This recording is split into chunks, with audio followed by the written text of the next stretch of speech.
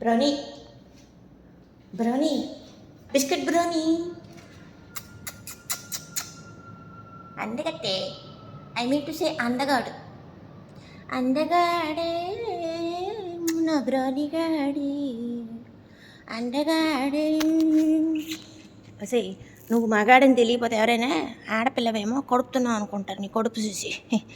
Hereditary అండి, pedigree, వంశపారంపర్యంగా వచ్చిన కొవ్వు ఉండేది.